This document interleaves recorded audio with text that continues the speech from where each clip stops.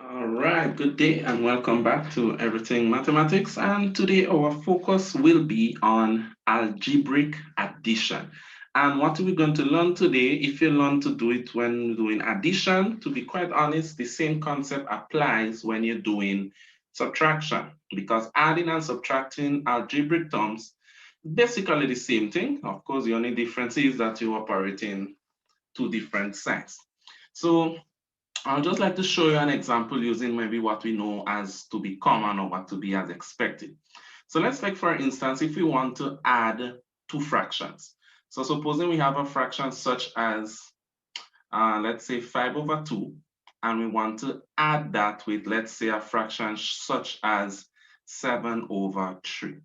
And I'll take this approach to solving it so that we'll understand the whole concept when it comes to the algebraic addition.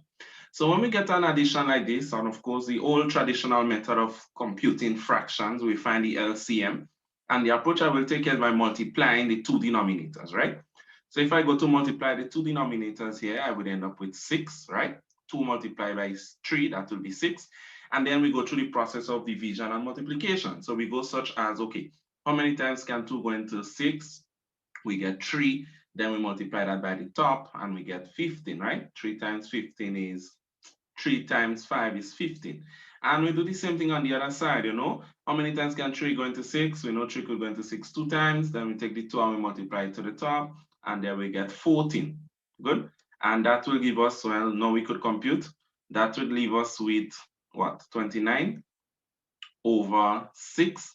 And of course, we could break that down. You know, we could say how many times 6 could go into 29. Let's see. The closest number is 5. No, 4, right? So we say 4, 6, and well, 5 here. 6 times 4, that is 24, and 24 times plus 5, that will give us 29. So that's just another way in which we write it, or we say we write it as improper fraction, right? This is how we do it. This is how we solve fractions genuinely.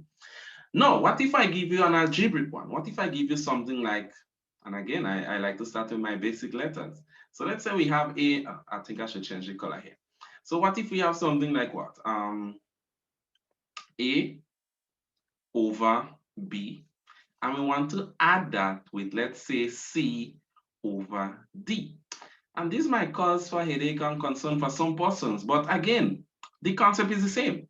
We find the common denominators, and then we multiply and divide accordingly to the top. So if I go to find the common denominators here, of course we have B and we have D. If we go to follow the same concept as we did with the numbers, we multiply both of them. If we multiply both of them, we will just end up with BD. That's what it is. Then we look at how many times can BD go into B. Then guess what? The B cancels the B, therefore leaving the D alone. So it's D multiplied by A, and that will leave us with AD plus D now here cancels with this D here, thus leaving the B alone. So then it's B multiplied by C, and that will be BC. And guess what? This right there is our answer. This is our result. AD plus BC over BD. And why is this our result? Simple, because we just cannot go beyond this point. We cannot go further. This is as far as we could reach. And that's the thing when we're doing algebraic addition or subtraction. The fact is that you could only go as far as the question allows you. And up to a certain point, there's just no more you could do. The only how, of course, you could go beyond this point is if we introduce that whole concept of substitution, meaning, of course, that the A would have had a value, C has a value, B has a value, and D has a value. If that is the case, then of course, from this point, we could easily substitute and then solve, get an actual solution. So in a nutshell, that's basically the concept behind dealing with these sort of operations. Let's see if we could do another one. So supposing we have something like 6 over, let's say, y, and we want to, no, so I'll deal with addition today, and we want to add that with, let's say, 4 over 3. Yeah, we have a number here, so it's not all algebraic. And supposing we were asked to simplify, because that's what they could do here. They could only ask us to simplify. Since there is an unknown, there's no way we could solve. We could only go up to a certain point. So again, let's go through the concept here. So we find the denominator, common denominator. In this case, it will be y times 3. So that will be 3y. Usually when we have a number and a letter, we usually put the number first. And then we go through the process of division and multiplication. How many times can y go into 3y? Guess what? The y will cancel the y, thus leaving the 3 alone. So it will be 3 times 6, and that will give us 18. Plus, how many times can 3 go into 3y? Guess what? The 3 now will cancel the 3, so leaving the y alone. So this will be 4y. And that is our answer. We cannot go beyond this point because again, we don't know what is y. Don't make, some of us might make ourselves silly and think, okay, let's add the 4 with the 18. But no, you can't. They're not the same entity. They're not the same quantity. We don't know what is y. Some persons will also think, okay, let me just divide by y. No, you can't just cancel off the y's either. That's a denominator. We don't know the value of it.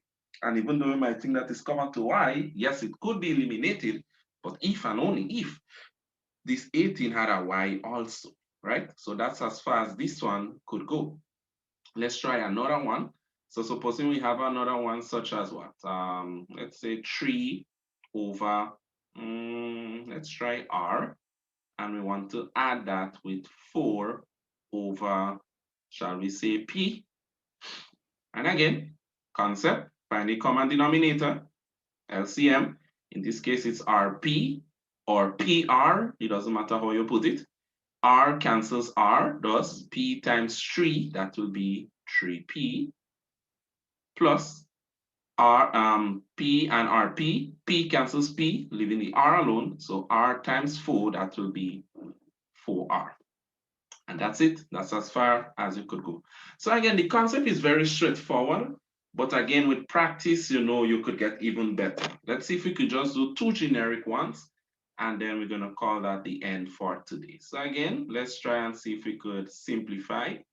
Simplify. And again, I'll just do 2. Of course, you could just pause the video here and see if you could solve, or rather see if we get the same response. So simplify. Let's try 5 over a plus, and we're keeping it basic, we're keeping it basic, 7 over b, and over here, let's try s. Now, let me not use s. A lot of people tell me I tend to make my s's like a 5. So it's a letter I tend to avoid. T over, let's say 4 plus, what other letter can I use? Oh, let's try k. K over n. Yes, let's use n. So yes, of course, you could attempt these 2 questions, but of course I would not. Here you could pause it and see if you could give it a shot on your own, but I will just move on, right? So in the first one here, of course, we're just making the denominators. We just multiply them, So here you will end up with AB. Then you see how many times A could go into AB. The A will cancel with the A, leaving the B alone. So when we multiply the B by the top, and that will be 5B. Plus, B cancels B here, leaving the A alone, so thus leaving us with 7A. And that's as far as we could go when it comes to that question. On the other side here now, we can clearly see that the common denominator will be 4n. If we just multiply both of them, we get 4n. And then, how many times can 4 go into 4n? Then 4 could go into 4n n times. The 4 cancels 4, leaving the n alone. And then we multiply that by the top, and that will give us, well, nt or tn. The other doesn't matter in that case. And here now, n could go into 4n 4 times. The n cancels the n, leaving the 4 alone, and that will leave us with 4k. Nice resolution for television.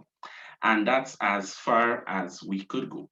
So again, when it comes to adding and subtracting algebraic fractions, it goes down to understanding, as I said last week, the basis of operating regular fractions. If you understand regular fractions, the concept here is the same. The only thing different is that you're working with something that you don't know.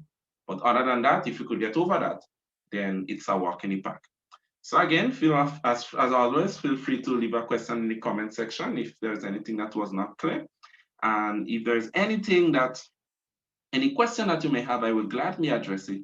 And until the next time, you take care.